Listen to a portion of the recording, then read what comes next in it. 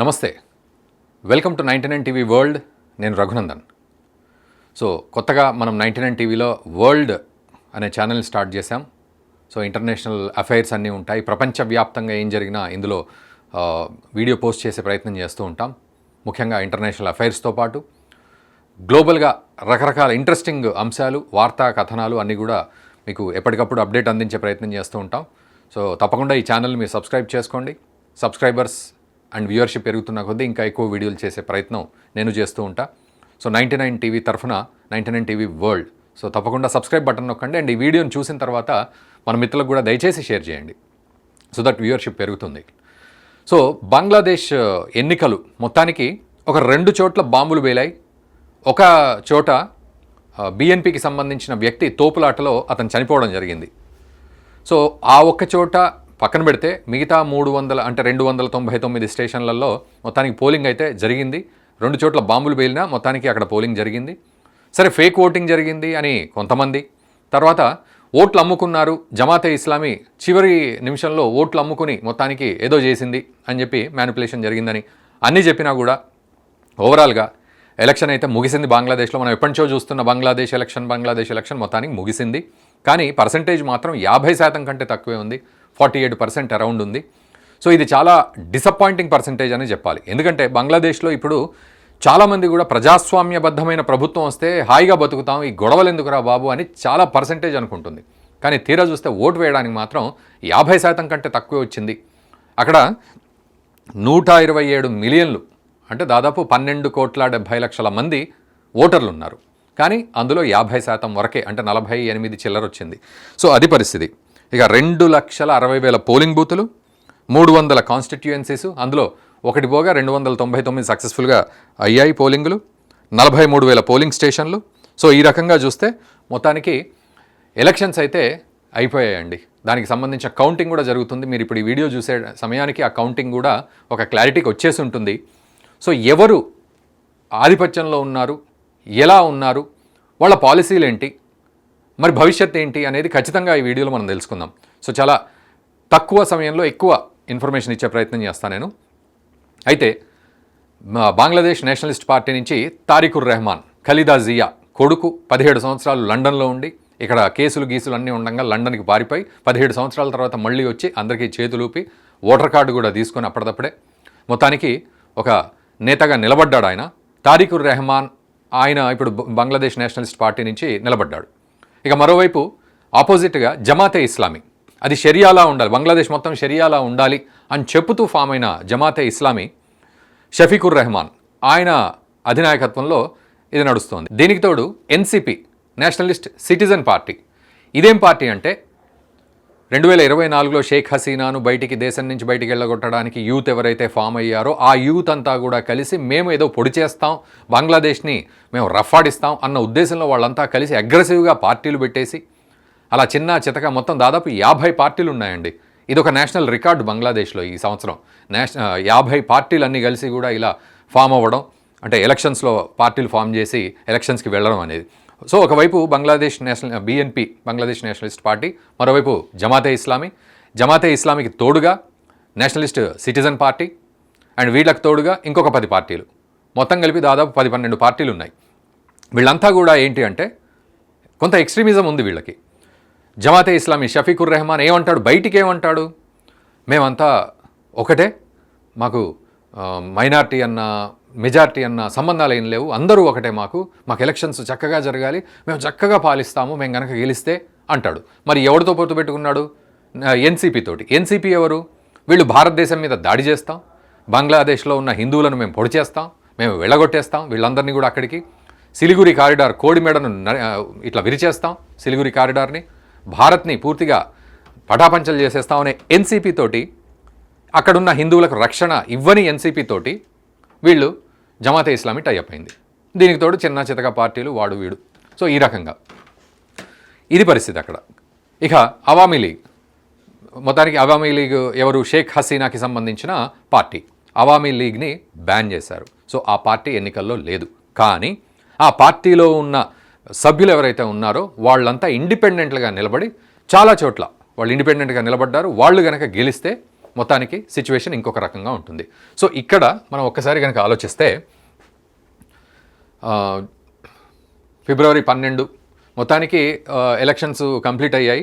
దానికి సంబంధించిన కౌంటింగ్ ఏదైతే ఉందో 299 కాన్స్టిట్యుయెన్సీస్, దీనికి తోడు కౌంటింగ్ విషయానికి వస్తే ఇదిగో కౌంటింగ్ జరుగుతోంది, ఆల్రెడీ బ్యాలెట్ పేపర్ కౌంటింగ్ జరుగుతోంది. జరిగిన తర్వాత దాదాపు 12వ తారీఖు గురువారం నాడు జరిగిన ఎలక్షన్స్ మళ్ళీ గురువారం అర్ధరాత్రి వరకు ఒక క్లారిటీ వస్తుంది, శుక్రవారం పొద్దుటి వరకు మరొక క్లారిటీ వస్తుంది.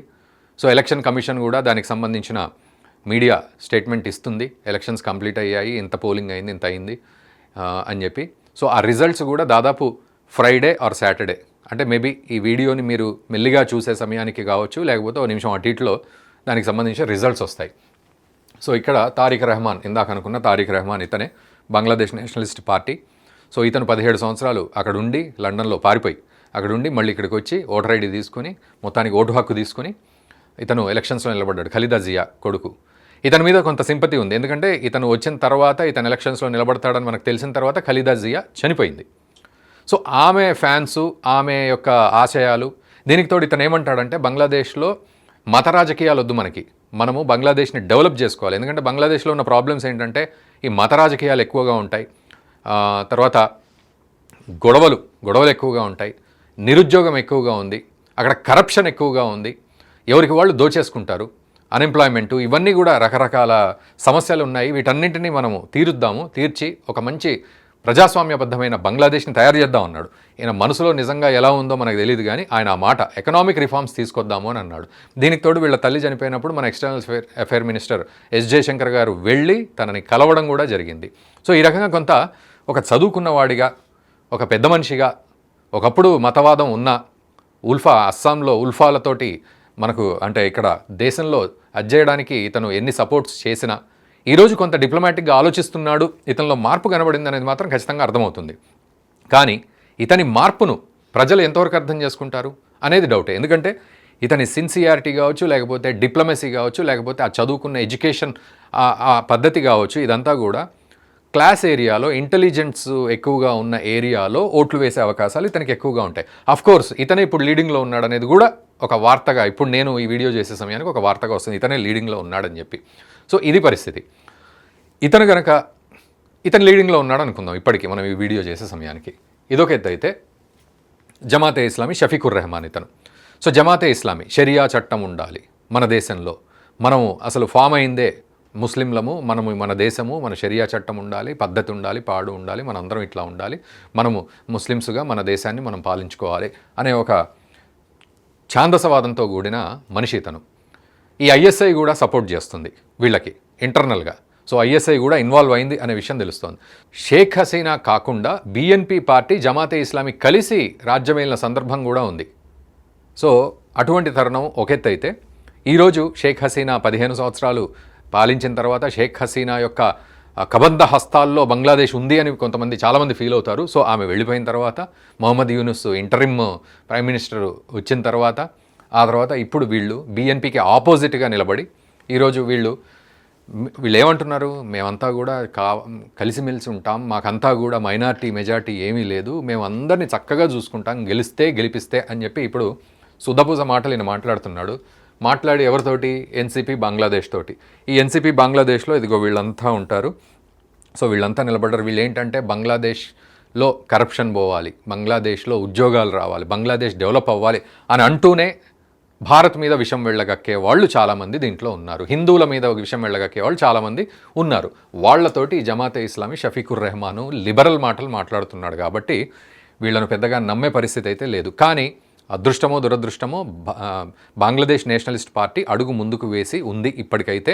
సో వాళ్ళు ముందంజలో ఉన్నారు అనే విషయం మనకు తెలుస్తోంది.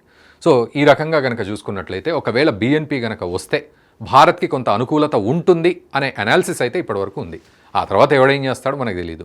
ఇక మొహమ్మద్ యూనుస్ ఏమంటాడు, ఎవరు గెలిస్తే మన రాజ్యాన్ని వాళ్ళ చేతిలో పెడతాం అంటాడు. అంతకంటే ఆయన ఏం చేస్తాడు, లేకపోతే తరిమేసి మళ్ళీ భారత్కో లేకపోతే లండన్కో అమెరికాకో పంపించే ప్రయత్నం చేస్తారు మొహమ్మద్ యూనుస్ను కూడా ఏదో రకంగా. ఎందుకంటే అన్ని సీక్రెట్ డీల్స్ చేస్తున్నాడు అమెరికాతోటి, ఎక్కడ పడితే అక్కడ సంతకాలు పెడుతున్నాడు, ప్రధానమంత్రి కాబట్టి అన్ని డీల్స్ చేస్తున్నాడు. రేపు అధికారంలోకి వచ్చిన తర్వాత వీళ్ళంతా కూడా ఆ డీల్స్ ఏంటో అనేది ఒక్కసారి కనుక చూసినట్లయితే అందులో బంగ్లాదేశ్కు మంచి ఏం జరుగుతుంది అండ్ అమెరికాకు ఊడిగం చేసే విధంగా ఏమున్నాయి ఇవన్నీ చూసి వీళ్ళు రివైజ్ చేయాల్సిన పరిస్థితి అయితే కనబడుతుంది. ఇదంతా ఒక ఎత్తు అయితే చివర్లో బంగ్లాదేశ్ ప్రజలు ఏమనుకుంటున్నారు అనే విషయానికి కనుక వస్తే బంగ్లాదేశ్ ప్రజలు ఒకటే దండం పెట్టుకుంటున్నారు. ఏమిటి అంటే ఎవడొచ్చినా సరే మా బతుకులు మమ్మల్ని బతకనిస్తే చాలు, మా మీద పడుతున్న సమస్యల్ని తీరిస్తే చాలు, ఈ మెజారిటీ మైనార్టీ అనే గొడవ వద్దు. చాలామంది అదే కోరుకుంటున్నారు. దీపు చంద్రదాస్ చనిపోయిన రోజు అక్కడ కొంతమంది ముస్లింలు కూడా బాధపడ్డ సందర్భాలు చాలా ఉన్నాయి. అఫ్కోర్స్ అవి టీవీలలో రావు, ఎవరు చూపెట్టరు వాటిని, గొడవ చేసేవి బాగా చూపెడతాం కానీ బట్ ఇంటర్నల్గా చాలామంది ముస్లింలు కూడా బాధపడ్డ సందర్భం ఉంది బంగ్లాదేశ్లో. అసలు మాకు అవసరమా ఇది అని చెప్పి. సో అటువంటి మంచి వర్గం కూడా అక్కడ ఉంది. సో రేపు బీఎన్పీ గనక గెలిస్తే ఆ మంచి వర్గం కొంత సంతోషపడే అవకాశాలు ఉన్నాయి అనేది తెలుస్తోంది. ఇక ప్రజలు మాత్రం ఒక ప్రజాస్వామ్యబద్ధమైన నిజాయితీ గల అభివృద్ధికి ఆకాంక్షించే ప్రభుత్వం రావాలని వాళ్ళు మనస్ఫూర్తిగా కోరుకుంటున్నారు. కొంతమంది ఎవరొచ్చినా కూడా అలాంటి పనులు చక్కగా చేయాలి, అంతేగాని భారతదేశంతో గొడవ పెట్టుకోవద్దు అనే వాళ్ళ మెజార్టీయే బంగ్లాదేశ్లో చాలా ఉంది. అండ్ హిందువులు అయితే ఇప్పటికీ కూడా బిక్కుబిక్కుమంటున్నారు. ఎన్ని ఎలక్షన్లు జరిగినా సరే 2024 తర్వాత బిక్కుబిక్కుమంటూ బతుకుతున్న హిందూ సోదరులంతా కూడా ఇప్పటికీ అదే పరిస్థితి. రేపు ఎలక్షన్లు వచ్చి ఎవడొచ్చినా సరే మమ్మల్ని మా ఉసురులు పోసుకునే వాళ్ళే ఉన్నారు అని బాధపడుతూ ఉన్నారు. బట్ తోటి హిందువులకు మనం కూడా వాళ్లకు సానుభూతి ప్రకటించాల్సిన పరిస్థితి.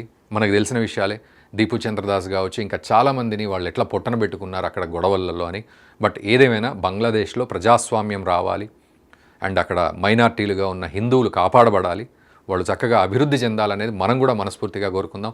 మీరు కూడా కోరుకోండి. ఈ వీడియో కింద మీరు చక్కగా కామెంట్ చేయండి అండ్ దయచేసి ఈ వీడియోని మన మిత్రులకు తప్పకుండా షేర్ చేయండి. అండ్ ఇందాక నేను రిక్వెస్ట్ చేసినట్టు సబ్స్క్రైబ్ చేయండి ఛానల్ని. Thank you very much.